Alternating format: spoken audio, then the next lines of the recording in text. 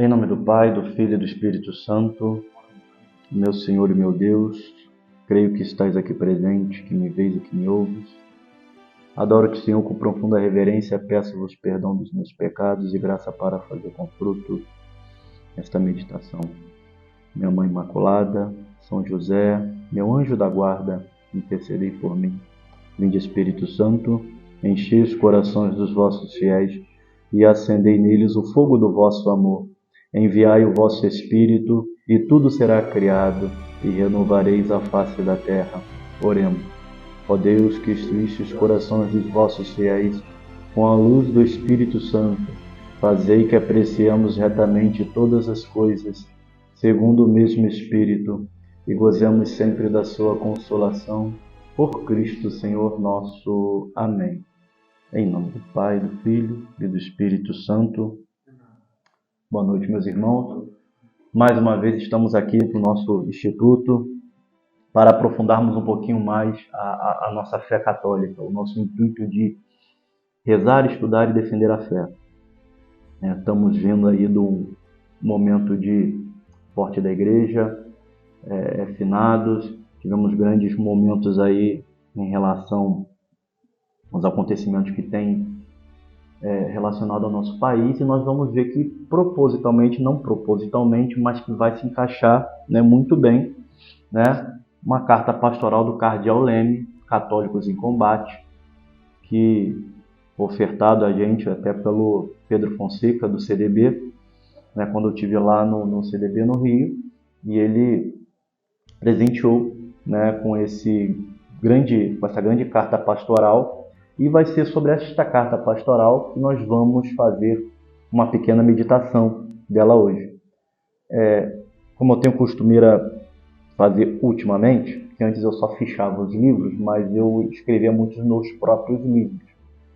E agora, nesse momento, eu já estou começando a discorrer um pouquinho em outros cadernos para poder facilitar até mesmo a organização das ideias. Então vai ser com base nisso, esse caderno que eu vou estar usando. Mas antes de darmos início propriamente nessa aula, eu queria ler o Salmo 1, Salmo 1, que vai falar sobre os dois caminhos, e conforme vai se passando, nós vamos ver que os assuntos eles vão se encontrar. Feliz o homem que não procede conforme o conselho dos ímpios, não trilha o caminho dos pecadores, nem se assenta entre os escarnecedores. Feliz aquele que se compraz no serviço do Senhor e medita sua lei dia e noite. Ele é como a árvore plantada na margem das águas correntes, dá fruto na época própria, sua folhagem não murchará jamais. Tudo o que empreende prospera. Os ímpios não são assim, mas são como a palha que o vento leva. Por isso, não suportarão o juízo, nem permanecerão os pecadores na Assembleia dos Justos, porque o Senhor vela pelo caminho dos justos, ao passo que o dos ímpios leva à perdição. Bom, já dando início, falando dos católicos ao combate, propositalmente já colocando esse Salmo 1 que vai falar sobre os dois caminhos, o caminho que leva à salvação e um caminho que leva à perdição. E o que vem a ser, então, o católicos ao combate dentro desse contexto? É justamente escolher esse caminho de salvação.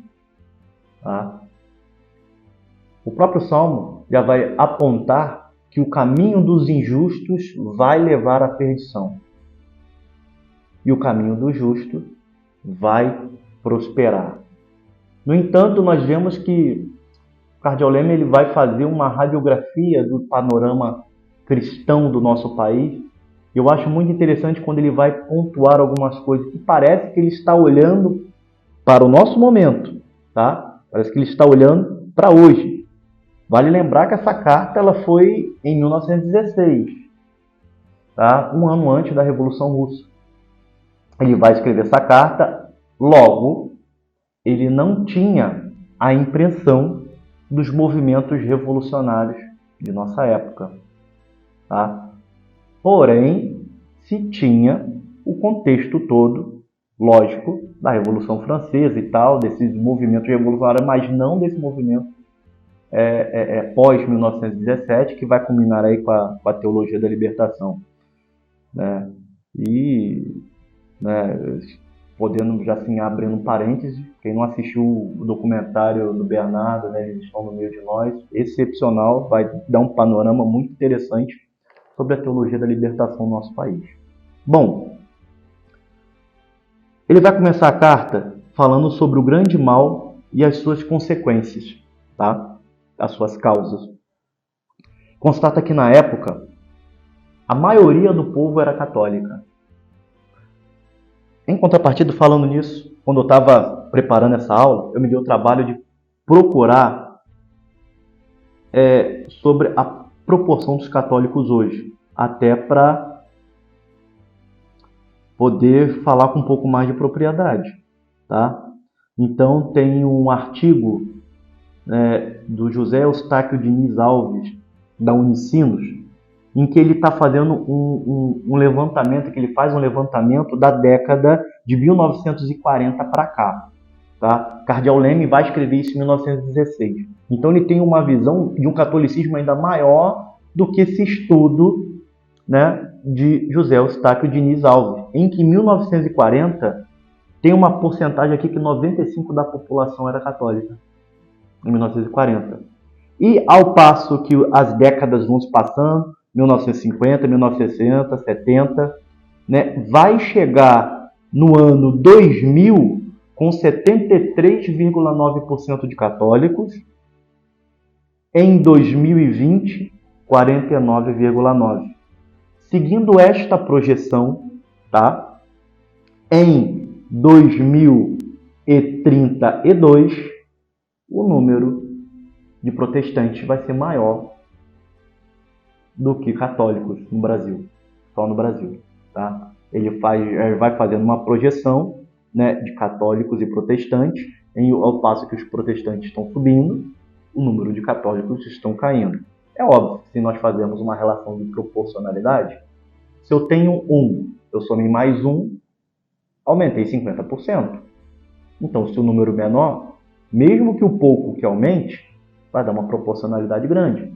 Ao passo que o número grande de católicos tem que diminuir muito para essa porcentagem diminuir. Mas, seguindo as devidas proporções, tá? Se vê que existe uma sequência, e nessa sequência, em 2032, vamos ter a primeira vez que o nosso país, fundado por católicos, vai ter os evangélicos como maior número. Tá? Bom, nem tudo está perdido. Tá? E ele vai fazer um questionamento. Como que está a situação religiosa do Brasil? Né? Ele vai dizer, na maioria, não podemos dizer que a sociedade ela está para o catolicismo, apesar de ser maioria. E o estudo, né, nesse artigo vem mostrar justamente isso. Se o catolicismo, de fato, os cristãos estivessem para o catolicismo como tal, não teríamos uma queda vertiginosa de 1940 a 95% da população. Para 2020 nós temos 49, alguma coisa, menos de 50% da população cristã católica, tá? Bom, e o que vai mostrar nesse momento para o cardeal que o nosso país, né, ele vai pontuar que é um país de uma maioria, de uma fundação e de uma raiz católica. Temos aí estados com o nome de santos, São Paulo, Santa Catarina, nós temos municípios, nomes de ruas, ou seja, dentro da identidade brasileira está localizada, ou seja, está germinada a identidade católica, né? Nós fomos fundados pelos portugueses, chegando aqui nós tivemos a primeira missa no Brasil, com os jesuítas, etc. Nós sabemos tudo disso, né? No entanto, parece que dentro da sociedade não é que seja esquecido, mas num dado aspecto vai falar que do laicato, que o Estado é laico, não o laicato de leigos, mas o laicato de um Estado laico, temos que afastar as coisas religiosas, tá? Não somos os católicos uma maioria eficiente nos destinos sociais da nação? Temos noção de nossa responsabilidade como católicos? Evidentemente não. Se é essencial ao nosso dever cívico para o bom andamento da sociedade e para o bem comum, tanto mais é necessário nosso dever de cristão para com o bem da alma e a sua salvação. Os dois caminhos. Só existem dois caminhos a seguir. O que vai levar à salvação e o que vai levar à perdição. Nosso Senhor, Ele nos pede que nós sejamos cristãos de fibra, autênticos, que sempre podemos estar prontos ao combate. Tá? Somos a maioria católica, porém inerte ao que tange a nossa sociedade civil. Tá? Bom, o ensino religioso, ele se mostra um ensino religioso sem religião. Então, já apontar, né, as suas causas, a causa do grande mal, né, eu vou fazer um apontamento aqui. A causa do grande mal.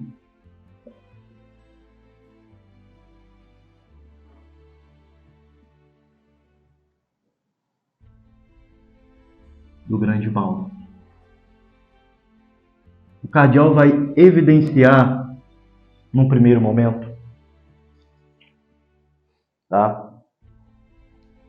O ensino religioso sem religião.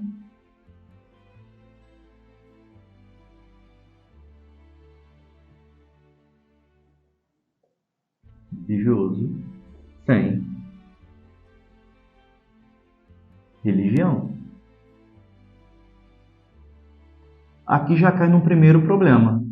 Como é que eu posso ter um ensino de fato religioso se eu não tenho a religião justamente para poder dar as bases de um ensino?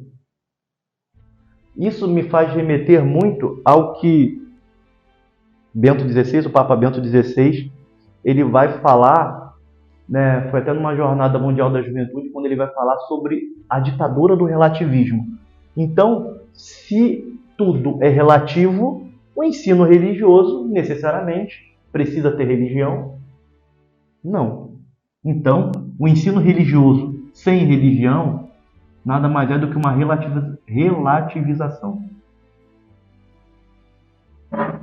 Relativismo da fé, melhor dizendo. Relativismo da fé. Melhor dizendo. Tá?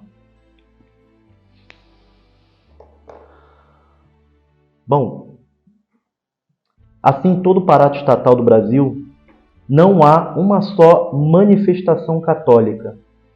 A intelectualidade é anticatólica. Ser católico vira motivo de achincalhamento, perseguição, não só nos ambientes políticos e sociais, mas também, principalmente, dentro dos ambientes escolares, seja do ensino médio ao ensino universitário. Um ensino completamente, além de ser arreligioso, sem Deus, um ensino que também ele milita para um grande relativismo. Tá? Página 49 do livro, primeiro ponto, né, em que eu deixei aqui separado. Veja só como ele escreveu isso em 1916. Veja como está bem atual. Carnavais transferidos para tempo de orações de penitência. Danças exóticas e tudo mais que o morfinismo inventou para a distração de raças envelhecidas na saturação do prazer.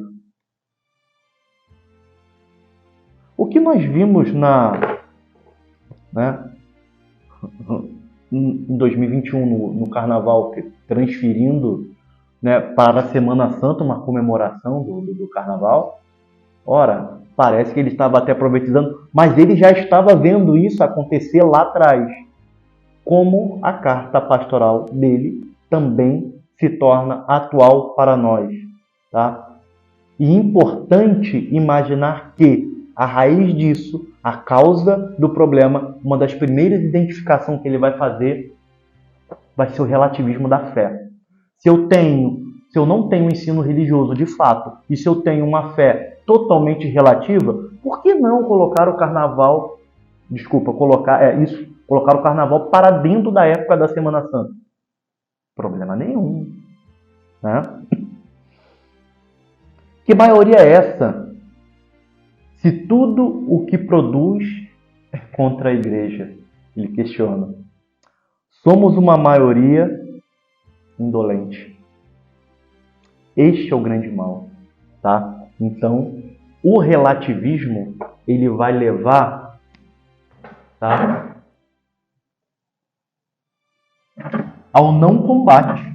Já que nós estamos falando de católicos e combate, se nós de fato queremos ser católicos para combater, para militar pela causa de Cristo, a salvação das almas, o primeiro ponto que nós temos que enxergar diante do relativismo da fé é o não querer combater. Não combater.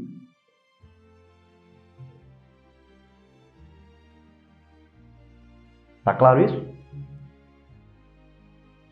Não preciso combater. É relativo.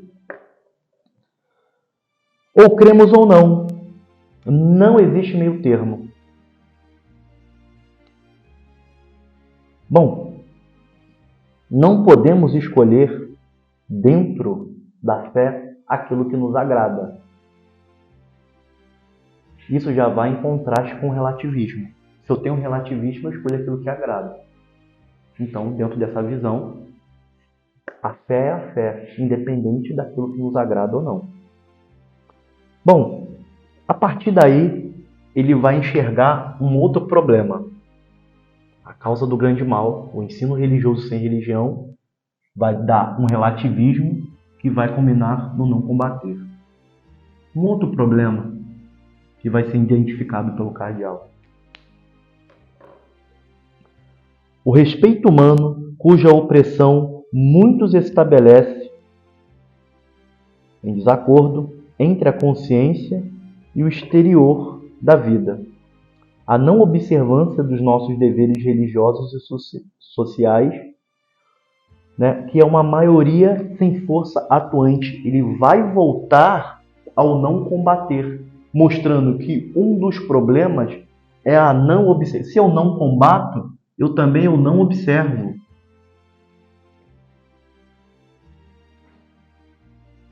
Observo, como ele vai dizer, não observo os deveres religiosos.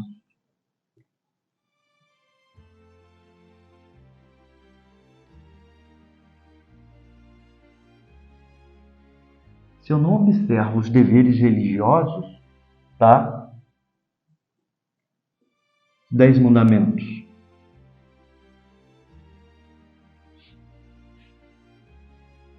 Já começa a ter um grande problema aqui. Depois, os mandamentos da igreja.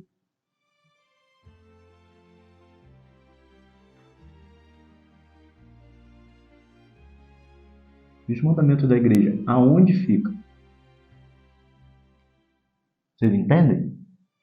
Se eu não observo os deveres religiosos e sociais, interessante que não dissociar dos deveres religiosos dos sociais nesse momento, porque se eu observo os 10 mandamentos, tem ainda dentro dos 10 mandamentos os deveres também morais. Não matar, não roubar, não pecar contra a castidade, não levantar falso testemunho.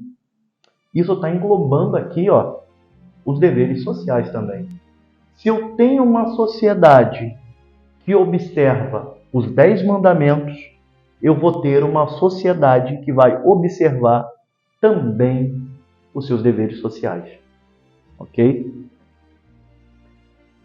Outra coisa que ele vai apontar vai ser a ambição pelo dinheiro. Nossa, parece que ele está vivendo hoje, né? Ambição pelo dinheiro e prazer. Vou botar hedonismo. O hedonismo, que é o prazer pelo prazer. Tá? Um outro problema que ele vai identificar. O hedonismo, a fome por prazeres, paixões, instintos perversos, egoísmos e etc. Tudo isso concorre de forma fatal para o afastamento de um cristianismo autêntico. Outro ponto. Se eu sou, como sociedade, levado pela ambição do dinheiro do hedonismo, qual vai ser o poder público que nós vamos ter? Vamos ter um poder público coerente? Ou um poder público ambicioso? Um poder público não cristão? Claro, vamos ter um poder público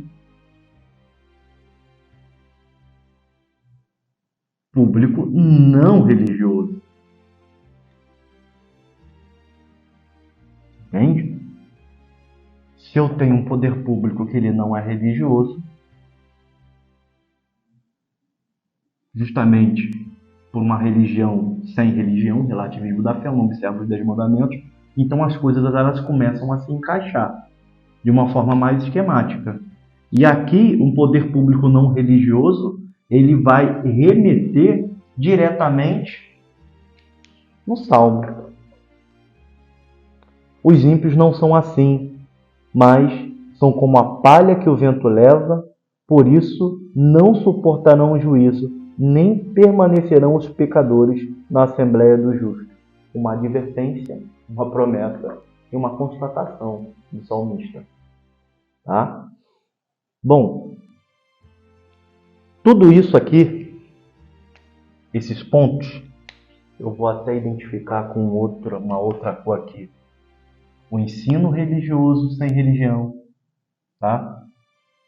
A não observância dos deveres religiosos e sociais, a ambição pelo dinheiro e o poder público não religioso.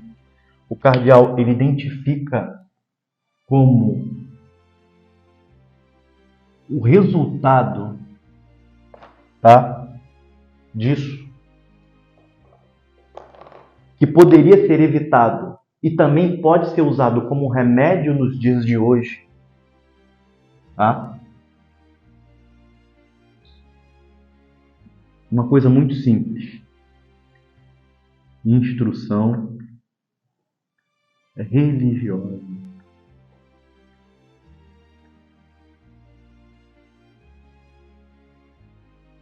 De fato, catequese. Tá? Uma catequese. Vamos lá. As causas últimas dos nossos males. A doutrina, o evangelho e a verdade não estão definidos com clareza de ideia nem com fundamento de razões. Existe uma grande ignorância das coisas de Deus, de Cristo, né? E isso vai ser o princípio, né, que vai levar a nossa sociedade, de fato, naquela está. Tá? Na página 53, tem um outro pedaço aqui, que vai falar da falta de instrução religiosa.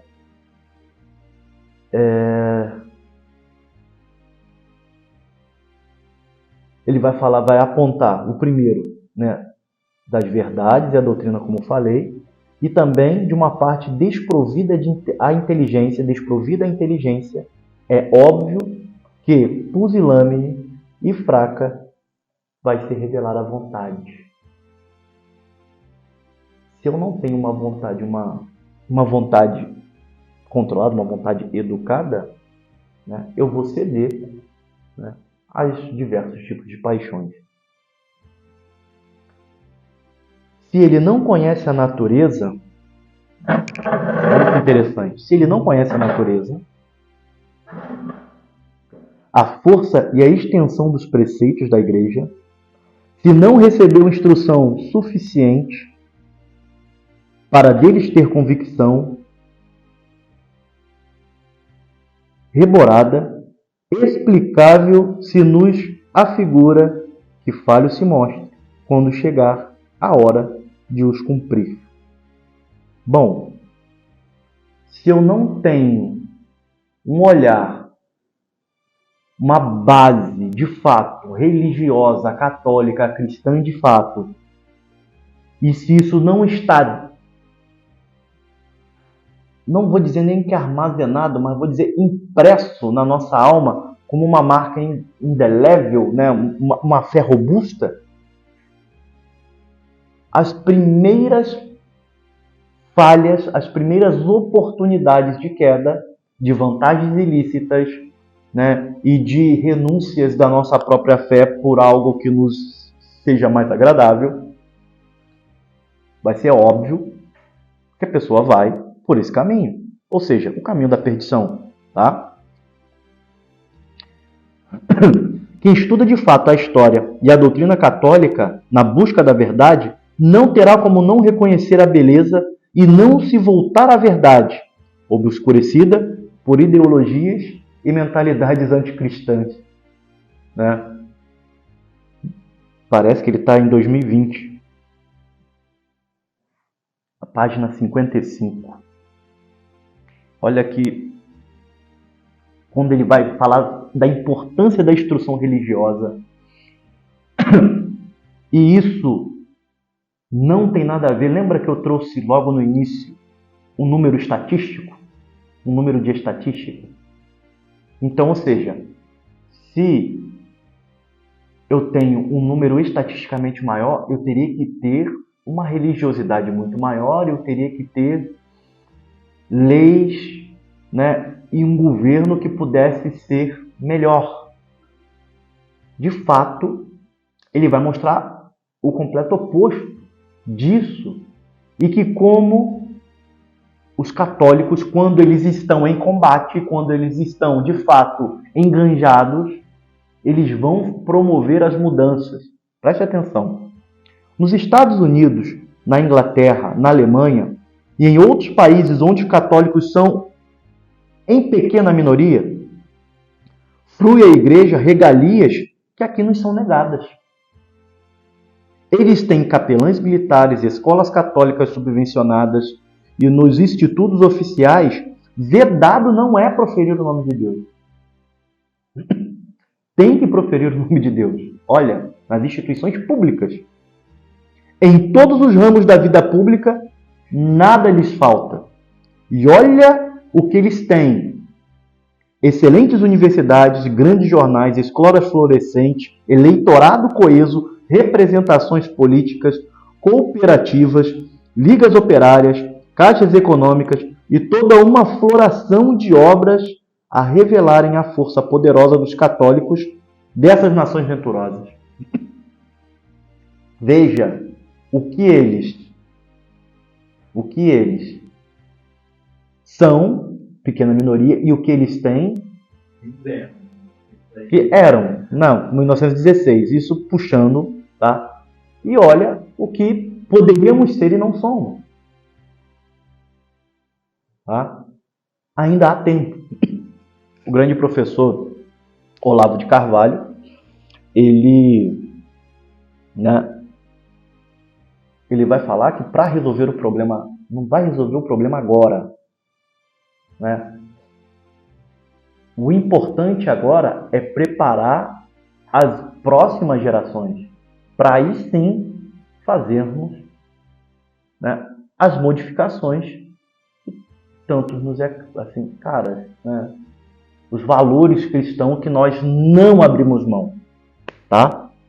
Bom, a doutrina, o evangelho e a verdade não estão definidos com clareza de ideia, nem com fundamento de razões. Ele vai dizer que isso vai ser a falta da instrução religiosa, vai culminar nisso, tá? Nessa grande ignorância. Só na convicção das ideias está a vontade decisiva e forte.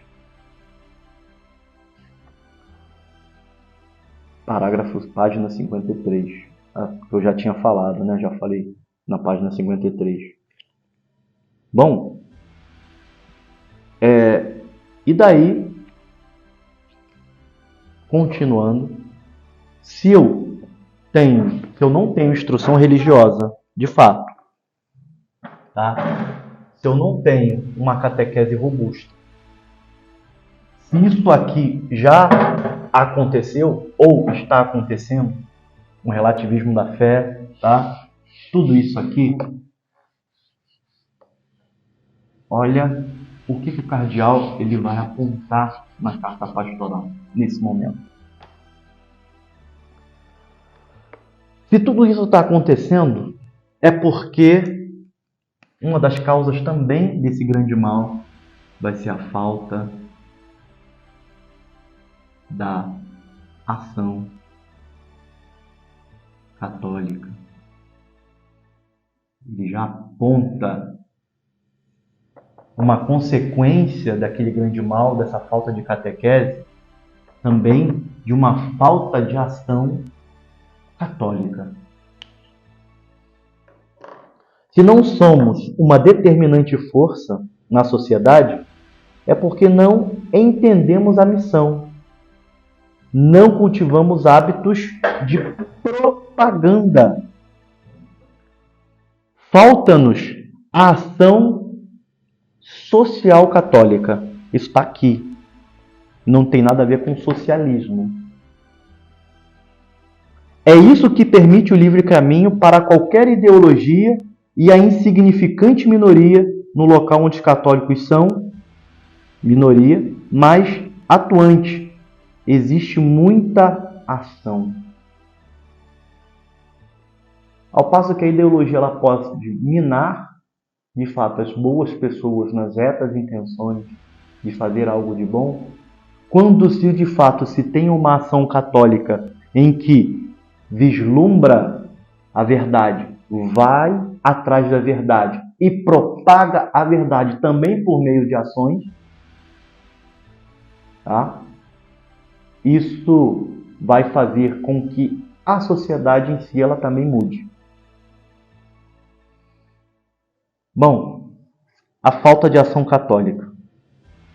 Já falei dessa parte.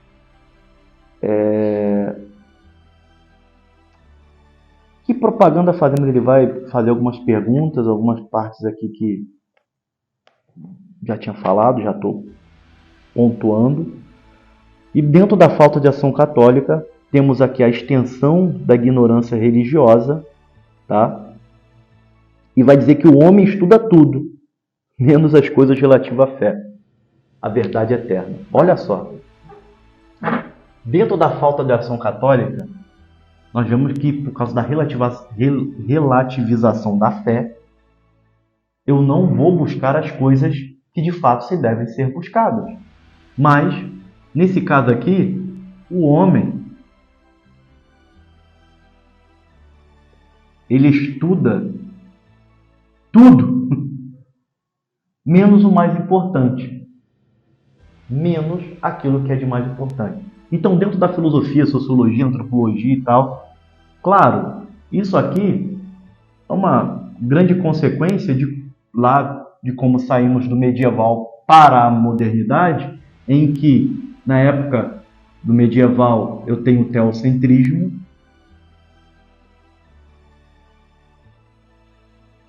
Isso aqui nada mais é do que o homem estuda tudo, mas não estuda suas coisas relativas à fé. O antropocentrismo.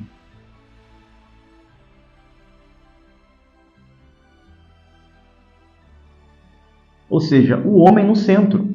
Se o homem está no centro de tudo, ele vai estudar tudo, menos as suas causas últimas, as suas causas primeiras, né? As questões mais filosóficas. Ele nem está preocupado com isso. Bom,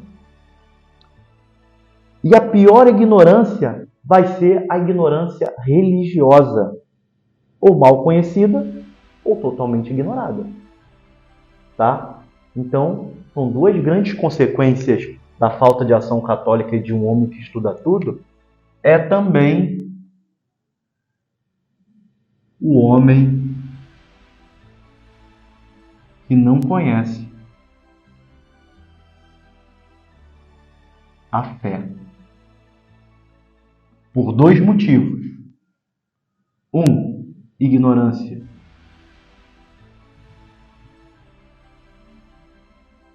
Ignorância. Não tem ninguém que faça uma ação. Então esse homem vive na ignorância. E outro,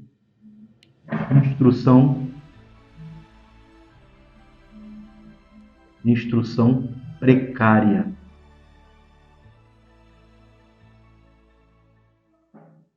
Tá? Falta rudimentos.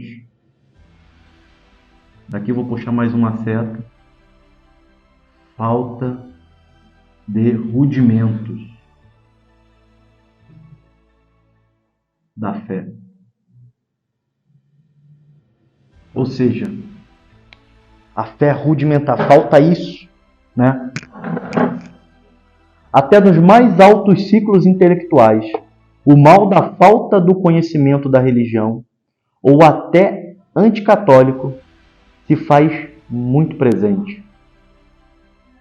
Só ler algo e vemos que os nossos intelectuais, eles não têm um mínimo de instrução religiosa.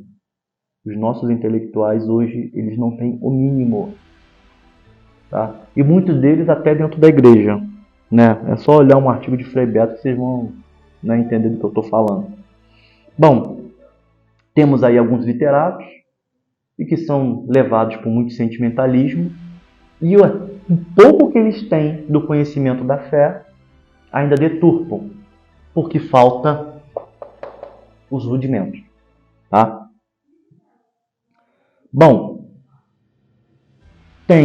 temos aqui os literatos anticristãos, aquelas pessoas que trabalham com literatura, né, que vão escrever e que eles são anticristãos,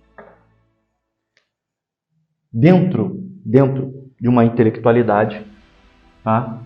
Tem aqui os literatos anticristãos.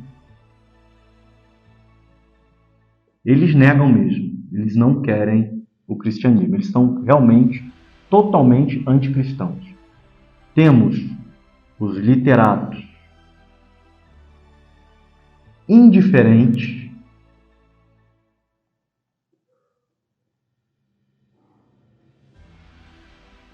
Esse aqui pouco mal faz, tá?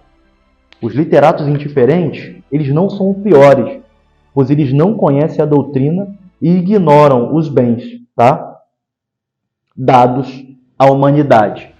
Esses literatos indiferentes é o homem que não conhece a fé.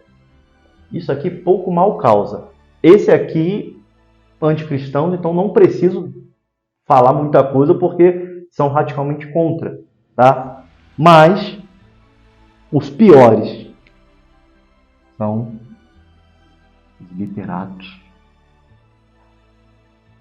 incrédulos.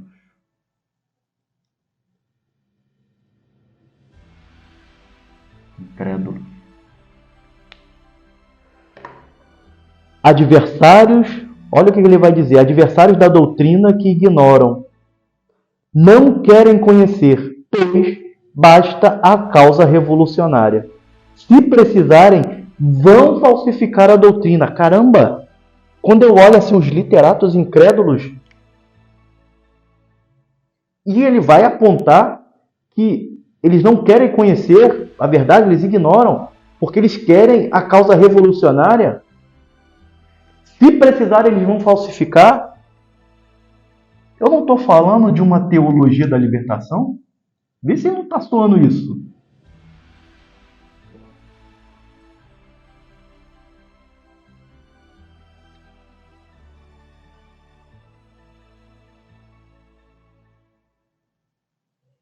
Lembra que eu falei com vocês no início? Parece que o cardeal Leme está olhando para a nossa época para escrever essa carta pastoral? Existia teologia da libertação na época, mas ele já estava vendo isso acontecer lá atrás. Não estava tão refinado como é hoje, mas... Tá? Bom, dentro né, desses literatos incrédulos, que também pode ser tido como intelectuais, né, ele vai pontuar mais como intelectuais. Dentro disso, ainda há aqueles. Tá? Vou apagar. Posso apagar aqui? Pode, né? Vocês já entenderam que os incrédulos são basicamente os da teologia da libertação. Bom, então, dentro de um movimento intelectual, vou pegar isso aqui. Agora, dentro de um movimento intelectual,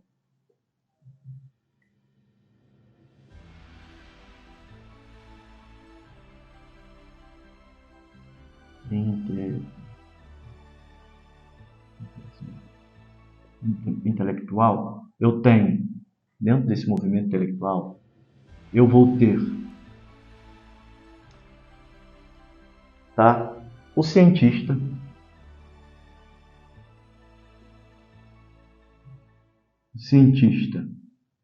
Nesse caso aqui, ele vai pontuar esse cientista como, tá, como uma idolatria da ciência.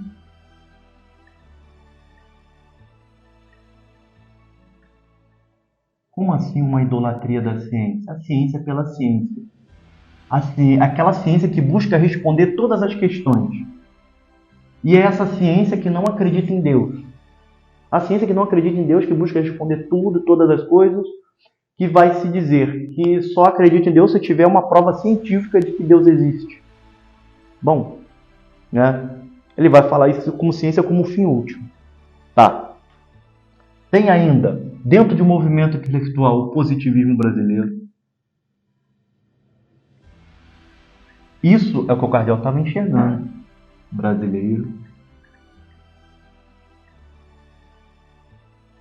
O positivismo brasileiro, tá?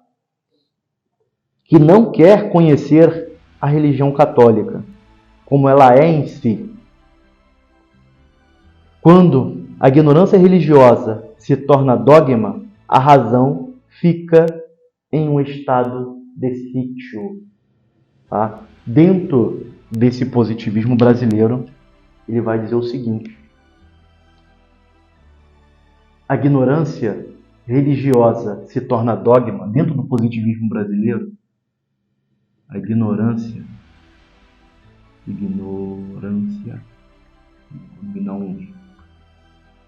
religiosa. Quando a ignorância religiosa, essa parte fundamental, se torna dogma.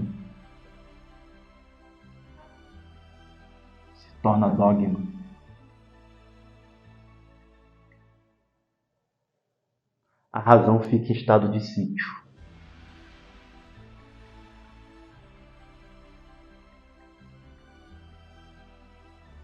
Estado de sítio.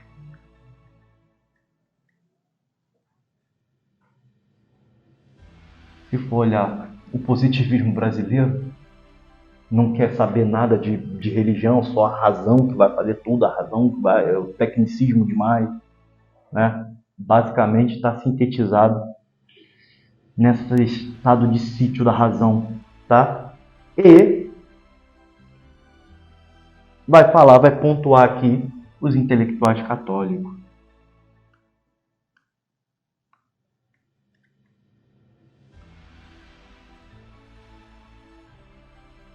Tá? Os intelectuais católicos. Se pudesse citar aqui, vou citando, né? Eu vou citar intelectuais católicos como, recentemente, olhando para trás, um grande intelectual católico aí, o Olavo de Carvalho, né? Temos aí grandes figuras despontando agora, né, do Centro Dom Bosco, e olhando também um pouco mais atrás, Gustavo Corsão, tá? Padre Paulo Ricardo, tá? Então são expoentes, são grandes pensadores e que eles estão apontando para uma realidade.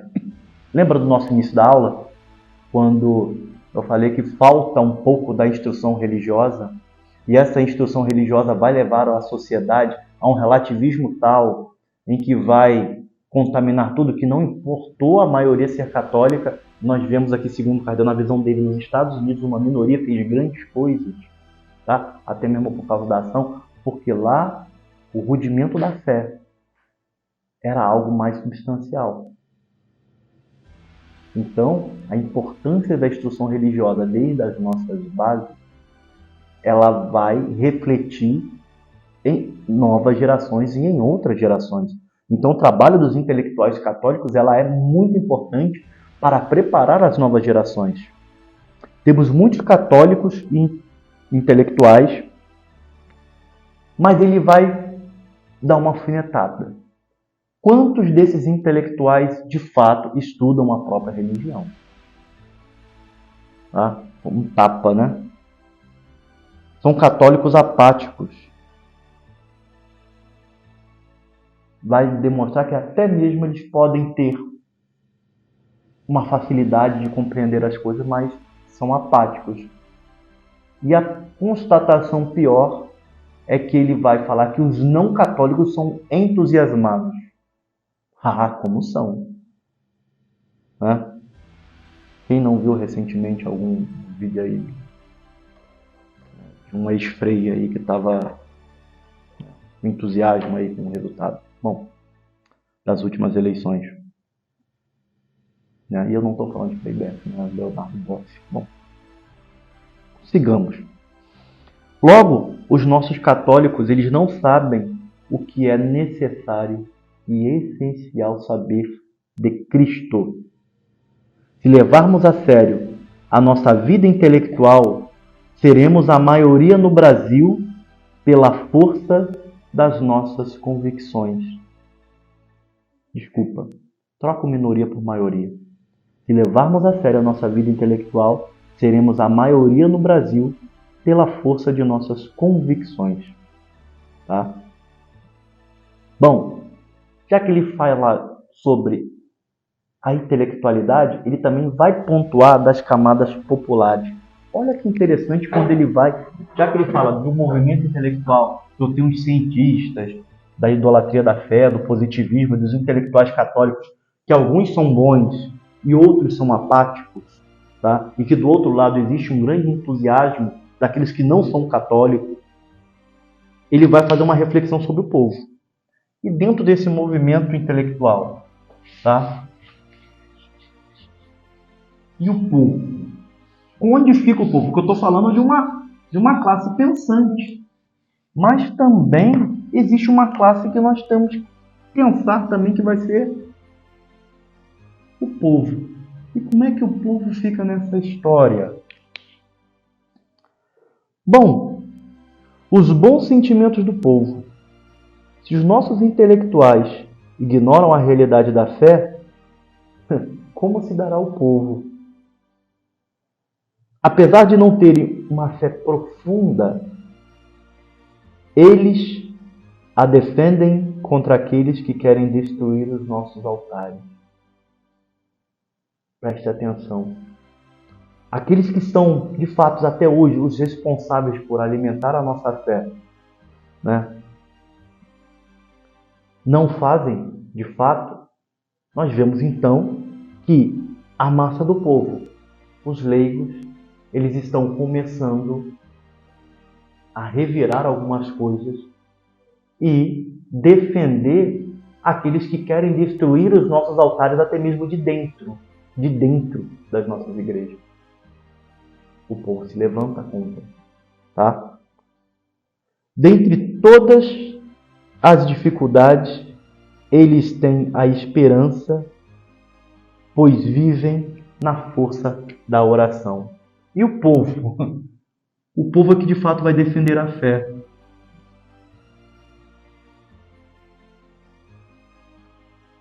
Olha que interessante. Quem deveria defender a fé? O movimento intelectual. Mas aqueles de fato que estão defendendo a fé vai ser aquele que tem menos instrução. Olha, parece até algo contraditório. Se eu estou falando que a falta da instrução religiosa ela está produzindo os grandes males, Por que o povo que tem menos instrução que os intelectuais, eles estão defendendo a fé com maior vontade, com mais vontade do que os próprios intelectuais? Por quê? Eles defendem a fé por causa da intimidade de oração.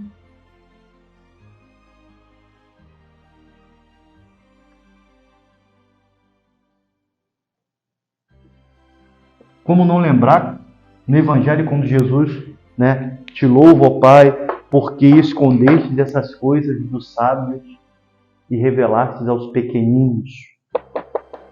Aos pequeninos. É essa intimidade. É esse conceito aqui que o cardeal está olhando. Olha, o Evangelho está acontecendo. O Evangelho está acontecendo nos nossos dias, no século XXI. Tá? Porém, esse povo, ele não está são e salvo. Ele pode ter uma grande intimidade de oração, tá? Mas ele também está correndo um grande risco. E qual vai ser o grande risco que esse povo corre?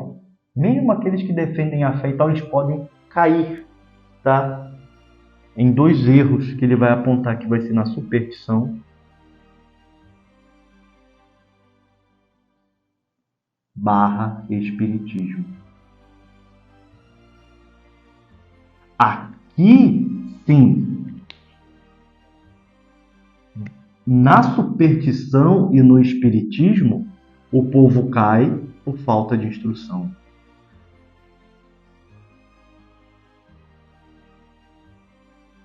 Não tem ninguém que os eduque. O texto aí não era tão elegante, mas a falta de instrução a própria verdadeira pela fé, uma fé nova, né? Uma fé revolucionária. Sim, perfeito. Tá? Então essa falta de instrução ela também vai culminar nessa troca dessa fé. Ou seja, até nisso os revolucionários eles pensam, quando eles não conseguem atingir pela massa intelectual, por aqueles escritores anticristãos, até porque tem pessoas que elas não estão preocupadas com grandes pensamentos, em resolver grandes coisas, elas estão preocupadas mais em fazer as coisas. Né? Tem uma habilidade mais ligada ao fazer do que ao pensar. E como é que isso chega até as pessoas? Vamos fazer uma fé revolucionária. As pessoas vão entrar dentro do movimento fazendo, né? E aí,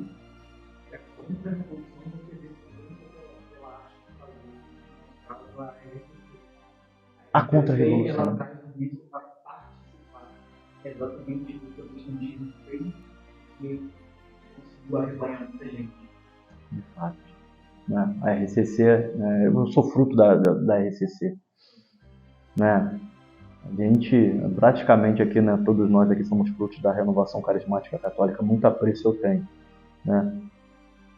Bom, a superstição e o espiritismo, eles serão um veneno para a verdadeira fé do povo. Então, a importância, aí eu volto na instrução religiosa, ela não é só importante para os intelectuais, mas também ela é muito importante para o povo. Ou seja, a instrução religiosa ela é importante para todos, sem exceção. Bom, dentro da instrução religiosa, aonde que devemos olhar essa instrução religiosa, o princípio dela? Primeiro, dentro de nossas casas. As nossas famílias e os nossos filhos são responsabilidade nossa. Tá? A diferença de hoje é que os homens eles perdem a dimensão da fé que professam, ignoram ou não se importam. Ele vai dizer isso olhando em 1916, para trás. Caramba, vê se isso não é hoje. A diferença de hoje é que os homens perderam a dimensão da fé que professam, ignoram ou, na pior das hipóteses, pouco importa. Tá? Eu vou à missa, eu tenho meus filhos, eu boto na catequese e bom, ele que segue a vida dele, eu vou aqui, eu vou ver a missa de vez em quando eu confesso, e assim vai. Logo, constata-se que essa instrução não é suficiente para o combate do mundo. Os nossos filhos, um dever nosso. Tá?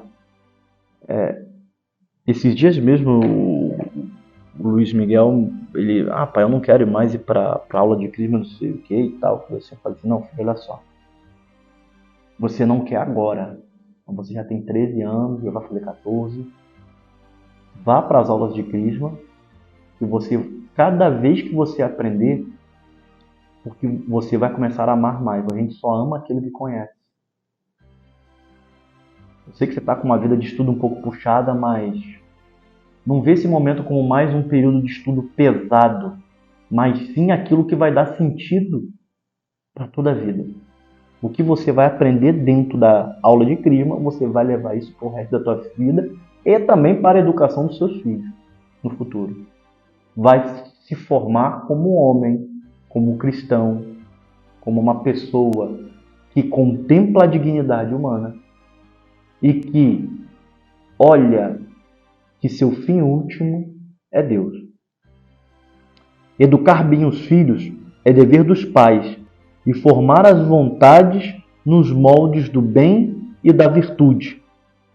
Não educar os filhos para Deus é perdê-los para o céu. Não educar os filhos para Deus é perdê-los para o céu. A educação religiosa depende do futuro da sociedade e da pátria. Não adianta, não adianta, eu deixei isso sublinhado, pena que eu não pontuei isso aqui diretamente do livro, porque como eu vou resumindo alguns capítulos, tá? Eu pontuei, quando eu voltei às minhas anotações, eu tentei procurar isso aqui, mas acabei não encontrando. Mas tem uma parte que ele vai dizer, eu sintetizei assim: não adianta recorrer às Forças Armadas para restabelecer a ordem corrompida. É necessário, ao longo prazo, uma mudança de mentalidade, uma metanoia, um voltar-se para Deus e para a verdadeira religião. O Brasil precisa de homens de bem. Quando eu escrevi isso aqui foi antes dos últimos acontecimentos que eu estava vivendo, fazendo uma leitura minha, uma visão minha a partir do livro do Cardeal Leme, dessa carta pastoral. Não adianta recorrer às Forças Armadas para restabelecer a ordem corrompida. Se a sociedade ela já está corrompida já desde o seu início.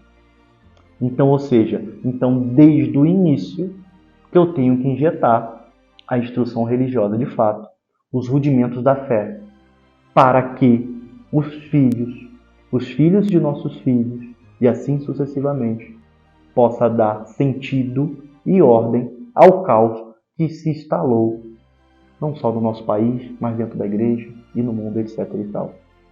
Claro, a nossa fim último é Deus, é o céu. Aqui nós estamos militando, tá?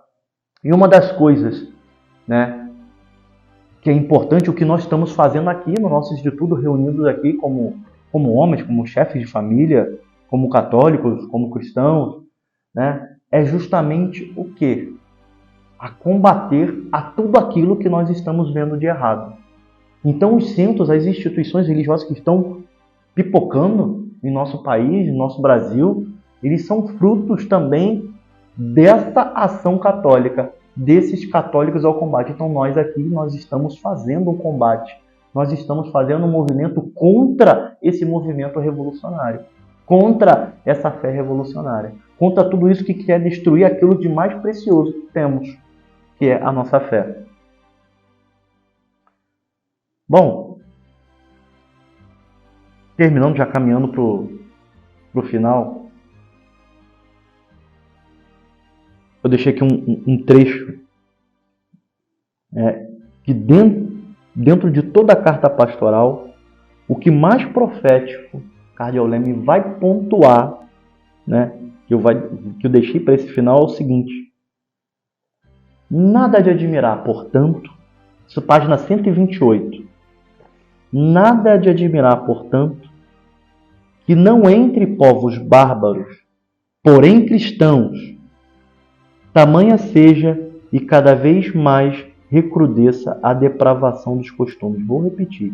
Nada de admirar, portanto, que não entre povos bárbaros, porém entre cristãos, tamanha seja e cada vez mais recrudesça a depravação dos costumes. Não é isso que nós estamos vendo hoje? A depravação? Em pleno, uma época, né, como aconteceu a Jornada Mundial, como não lembrar da Jornada Mundial da Juventude, em que os revolucionários vão lá e fazer coisas que são quase que impronunciadas, com imagens, com crucifixo, né? E o povo aqui não é um povo bárbaro, é um povo cristão. E que se está se acometendo de uma certa barbárie. Qual a causa? Falta de instrução religiosa. Qual o remédio? Instrução religiosa. Catequese. Catequese. É isso que nós estamos fazendo, nosso trabalho de formiguinha. Tá? O que nós vamos alcançar para o futuro vai depender dos passos que nós estamos tomando hoje, claro, com a ajuda de Deus. Não é nossa, a obra não é nossa, não somos nós. É Deus que quer fazer isso. Tá? Então vamos pedir a Deus para que possa nos fortalecer, nos iluminar, para que possamos cada vez mais combater o bom combate como Paulo, e por intercessão de Nossa Senhora Aparecida e Santa Teresinha, a nossa padroeira, nós possamos seguir firmes nessa caminhada e assim, quanto mais fazermos Jesus amado e conhecido, tá? A verdadeira fé amada e conhecida, levar pessoas a Deus, porque nós não somos nada, mas Deus sim, Ele pode tudo. Louvado seja nosso Senhor Jesus Cristo, para sempre seja louvado. Glória ao Pai, ao Filho e ao Espírito Santo, era no princípio, agora e sempre. Amém. Estivemos aqui reunidos em nome de Deus, Pai, Filho e Espírito Santo. Amém.